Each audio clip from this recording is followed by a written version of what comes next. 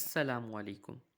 आज की वीडियो में हमने आयोनाइजेशन एंथैल्पी या जिसे हम आयोनाइजेशन एनर्जी भी कहते हैं, इस टॉपिक को डिस्कस करने जा रहे हैं। आयोनाइजेशन एनर्जी बेसिकली होता है क्या है? Energy required to remove electron from outer most orbital to an to an atom is called ionisation energy. वो एनर्जी जिस एनर्जी के ज़रिए हम किसी भी एटम के आउटर मोस्ट ऑर्बिटल से या सब शेल से इलेक्ट्रॉन्स को रिमूव करवा सकें। अब वो एनर्जी किसी की कम होगी, किसी की ज़्यादा होगी। उस एनर्जी को हम कहते हैं आयोनाइजेशन एनर्जी। आयोनाइजेशन एनर्जी के बारे में एक लाइन तो आपने बिल्कुल रट लेनी है। क्या? Ionisation energy inversely proportional to atomic radius, यानी जितना ज़्यादा एटॉमिक रेडियस होगा उतनी कम आयोनाइजेशन एनर्जी होगी। सही। अच्छा, अगर हम स्कैंडियम फैमिली से कॉपर फैमिली तक जाएं, सही, पीरियड वाइज, तो इसके अंदर क्या होगा? एटॉमिक रेडियस जो होगा वो डिक्रीज़ होगा। कॉपर का भले एटॉमिक रेडियस जो है वो इंक्रीज़ होता है, पर कॉपर का बहुत ज़्यादा इंक्रीज़ नहीं होता। सही।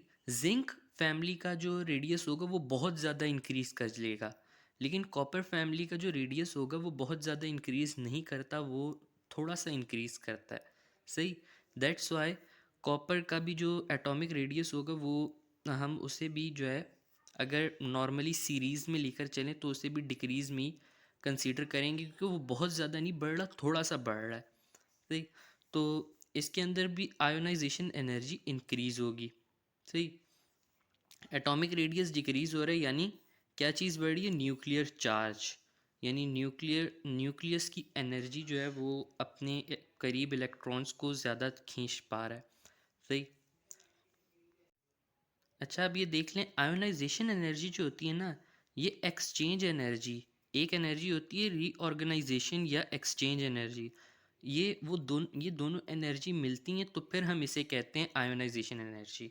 इन बोथ को प्लस कर यानी एक एनर्जी तो वो जिसके ज़रिए हमारा इलेक्ट्रॉन रिमूव हो रहा है आउटर मोस्ट ऑर्बिटल से, और एक एनर्जी वो जिसमें जो एक्सचेंज एनर्जी बेसिकली क्या है?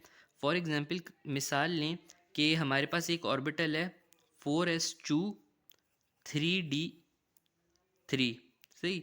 अब इसके अंदर से एक इलेक्ट्रॉन हम निकाल देते हैं, तो वो इलेक्ट्रॉन निकालने के लिए हमें एक एनर्जी चाहिए होगी। वो एनर्जी क्या हो गई? Ionisation energy.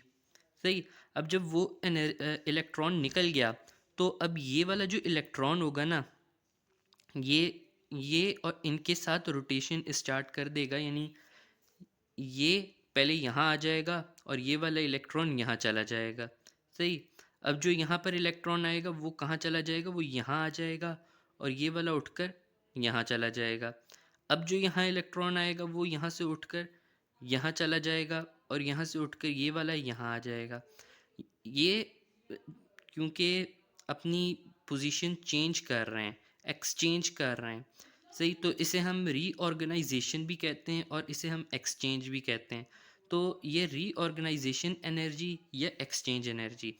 अच्छा, अगर यहाँ पर डबल बॉन्ड होंगे, सॉरी, डबल इलेक्ट्रॉन होंगे, पेयर इलेक्ट्रॉन्स होंगे, तो वो इस चीज़ में पार्टिसिपेट नहीं करेंगे। तो ये सिर्फ अनपेयर्ड इलेक्ट्रॉन्स इसके अंदर पार्टिसिपेट करते हैं। दैट्स वाई दे दैट तो हम इसे कहेंगे depend upon number of unpaired electron. सही। पेयर्ड इलेक्ट्रॉन्स अगर डी ऑर्बिटल में होंगे तो वो इस सिचुएशन से बाहर होंगे, वो रीऑर्गेनाइजेशन एनर्जी उनकी नहीं प्रोड्यूस हो रही होगी। सही। अब जब ये अपनी जगह चेंज कर रहे हैं तो एक एनर्जी प्रोड्यूस हो रही है, उस एनर्जी को हम एक्सचेंज एनर्जी कह रहे हैं। वो एनर्जी और आयोनाइजेशन एनर्जी बोथ प्लस होकर आयोनाइजेशन एनर्जी ही कहलाएंगी। सही। उम्मीद करता हूँ ये पॉइंट तो क्लियर हो गया होगा बहुत अच्छी तरह से, मैंने बहुत ज़्यादा डिटेल से ये समझा दिया है। अब हम आते हैं जिंक फैमिली पर। देखिए, जिंक फैमिली तो वैसे ही स्यूडो ट्रांजिशन एलिमेंट है, वो तो ट्रांजिशन एलिमेंट है ही नहीं। एक बात तो ये सही, तो इसलिए उसका ट्रेंड थोड़ा अलग हो सकता है ट्रांजिशन एलिमेंट्स के मुकाबले में। और यहाँ पर भी जिंक फैमिली का ट्रेंड वाकई अलग है। जिंक फैमिली का एटॉमिक रेडियस बहुत ज़्यादा इंक्रीज़ कर जाता है। लेकिन इसके बावजूद आयोनाइजेशन एनर्जी उनकी इंक्रीज़ ही करती है, डिक्रीज़ नहीं करती। तो इसकी वजह पता है क्या है? इसकी वजह क्या है कि इनका ये जो ऑर्बिटल है ना आउटर मोस्ट 4s और 3d, ये दोनों फुली फिल्ड हैं और ये हाईली स्टेबल हो गए हैं। इनकी इलेक्ट्रॉनिक कॉन्फ़िगरेशन बहुत ज़्यादा स्टेबल हो गई है क्योंकि दोनों फिल्ड हैं, कंप्लीटली फिल्ड हैं।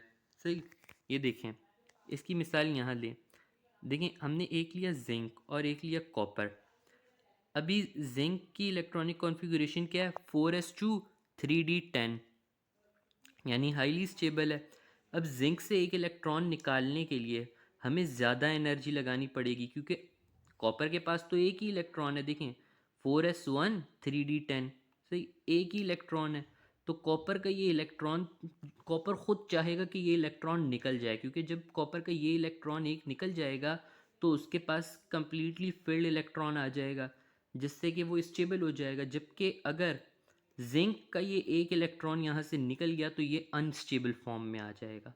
इस वजह से ये जो है ना, हम इसे हाईली स्टेबल कह रहे हैं।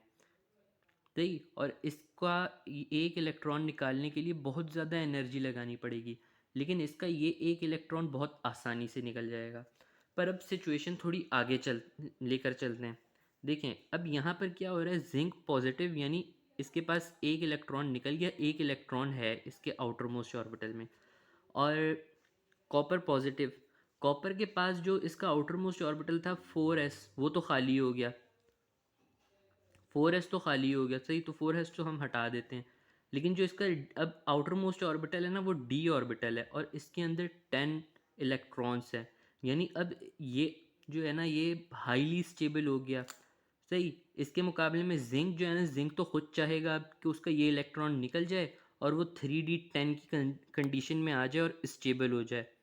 सही, तो जिंक का ये इलेक्ट्रॉन निकालना हमारे लिए बहुत आसान होगा। यहाँ पर हमें कम एनर्जी लगानी पड़ेगी, जिससे होगा क्या कि ये जो जिंक है ना, ये इसकी इलेक्ट्रॉनिक कॉन्फ़िगरेशन हो जाएगी 3d10, जिससे कि जिंक दोबारा स्टेबल हो जाएगा। जबकि कॉपर, कॉपर जो है, अब अगर हम इसका एक इलेक्ट्रॉन निकालते हैं तो ये 3d9 हो जाएगा, यानी स्टेबल से अनस्टेबल हो जाएगा। तो किसी भी एलिमेंट को स्टेबल से अनस्टेबल करने के लिए हमें ज़्यादा एनर्जी लगानी पड़ती है। सही, और कोई भी एलिमेंट अगर अनस्टेबल है तो उसे हम हल्की सी एनर्जी प्रोवाइड करेंगे, वो अपना इलेक्ट्रॉन लॉस कर देगा। सही है। अभी आप इसकी मिसाल यूँ लें कि कोई इंसान अपनी ज़िंदगी में अगर स्टेबल हालत में है, सही, उसके पास बहुत पैसे हैं, सही, और वो खूब अय्याशी से अपनी ज़िंदगी जी रहा है, तो उसे क्या ज़रूरत है कि वो जो है ना, अपनी सारी दौलत उठा के बाहर फेंक दे और जो है ना, ख़ुद बिल्कुल फ़कीराना ज़िंदगी गुजारनी शुरू कर दे। वो कभी भी अपने आप को स्टेबल से अनस्टेबल कंडीशन में नहीं लेकर जाएगा। तो इसी तरह से एलिमेंट्स भी ख़ुद को स्टेबल से अनस्टेबल कंडीशन में लेकर जाना, ये इनके लिए ये इसे प्रेफर नहीं करते, बल्कि ये स्टेबल कंडीशन में रहना प्रेफर करते हैं। सही, इसीलिए हमें ज़्यादा एनर्जी लगानी पड़ती है ताकि ये अपने आप को अनस्टेबल कर दें। तो इसी के साथ उम्मीद करता हूँ आज का ये लेक्चर आपको बहुत अच्छी तरह समझ आ गया होगा। इंशाल्लाह नेक्स्ट वीडियो में हम नेक्स्ट ट्रेंड पर आएंगे। Thank you.